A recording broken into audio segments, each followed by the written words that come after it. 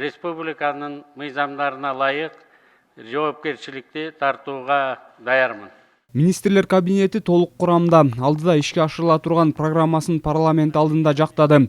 Министрлер кабинетинин төрагасы Акылбек Жапаров баяндамасында өлкөдөгү экономикалык абалга көбүрөөк токтолду.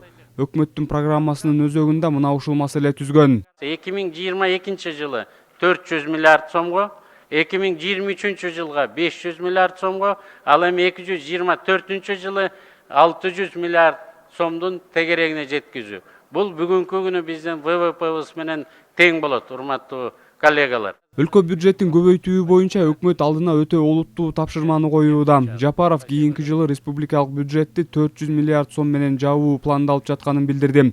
Айтымында каржы булактары салык жана бажы төлөмдөрүн көбөйтүүнүн эсебинен ишке ашмакчы. 400 миллиард сомго жеткиребиз дегендин эң чоң милдеттеринин бири урматтуу президент Садыр Нуркожоевич 2 эсе айлыгын көтөрөсүң деген тапшырма берген.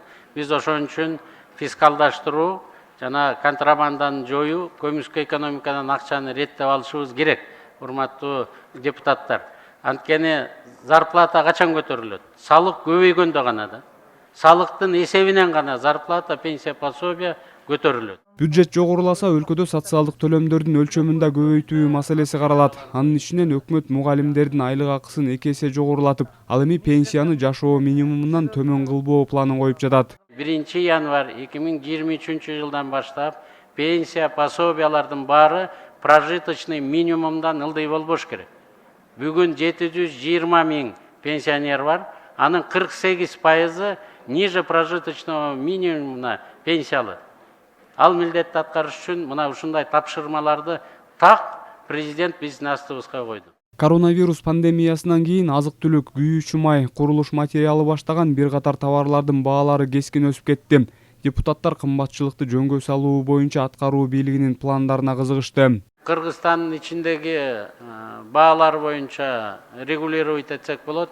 Биз 67%дан 80%га чейин импорттон алып келебиз. Баары долларга алынат. Булардын баары эл аралык биржалардан көз каранды. Министрлер кабинетинин программасында аймактарды өнүктүрүү боюнча өзүнчө иш-чаралар планы барбы деп кызыккан айрым депутаттар айрыкча Баткен облусуна азыр ар тараптан колдоо көрсөтүү зарылдыгын белгилешти. Жакынкы арада өкмөт өзүнүн отурумун ошо Баткен областында өткөрөт. Биз ошого даярданабыз.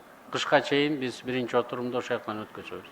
Биринчи, экинчи отурумдарыбызды ошол жактан. Ошондой эле кышка даярдык, кумтөр маселеси боюнча бир катар суроолор көтөрүлүп, жооптор алынды. Бир күн кечке созулган суроо жооп талкуудан кийин парламент депутаттары министрлер кабинетинин жаңы курамын жана түзүмүн колдоду. Жыйынга катышкан эл өкүлдөрүнүн бардыгы, тактап айтканда 87 депутат макулдоуш беришип, министрлер кабинетинин жаңы курамы бүгүндөн тарта ишке киришти. Самат Асипов, Бекжан Токтосунов, Ала Тоо 24.